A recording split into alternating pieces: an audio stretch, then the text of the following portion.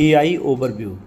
AI overview के लिए आप अपनी वेबसाइट कैसे ऑप्टिमाइज़ करेंगे उसके बारे में मैं डिटेल में बताऊंगा। मुझे अराउंड 15+ ईयर का एक्सपीरियंस है एसईओ में, तो मैं काफ़ी जो रिसर्च किया और जो कंपनी के लिए हम काम करते हैं।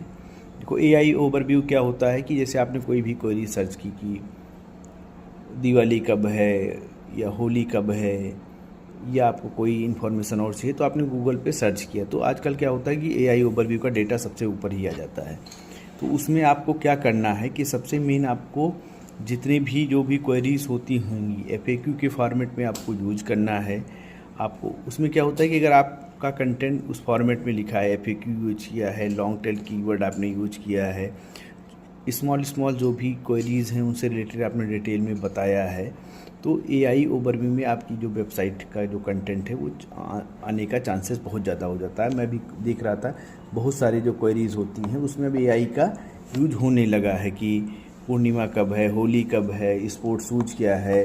तो इस तरह की बेसिकली भी जो अभी भी मैं सर्च कर रहा था, स्पोर्ट्स डे कब है, तो एआई ओवरव्यू का कंटेंट आ जाता है। तो उसमें आपको इस तरह ऑप्टिमाइज करना है कि आप एफएक्यू फॉर्मेट में, लॉन्ग टेल कीवर्ड के फॉर्मेट में आप अपनी वेबसाइट का कंटेंट यूज करिए सबसे ज़्यादा।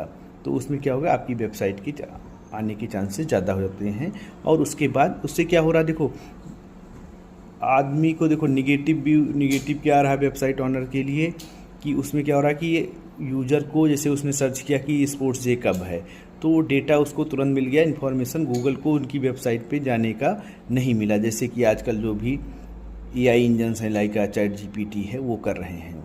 तो इन्फॉर्मेशन के लिए तो बहुत बड़ा ड्रॉबैक है एआई ओवरव्यू जो वेबसाइट ऑनर्स के लिए।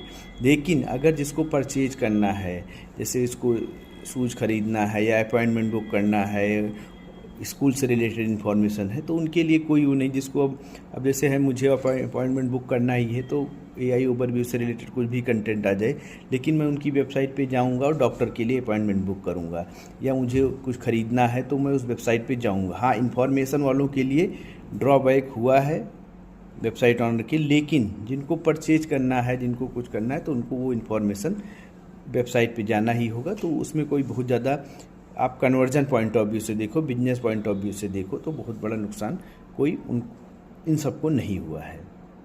और एआई ओवरव्यू को आप इस तरह ऑप्टिमाइज कर सकते हैं जो मैंने बताया है आपको। Okay, thank you.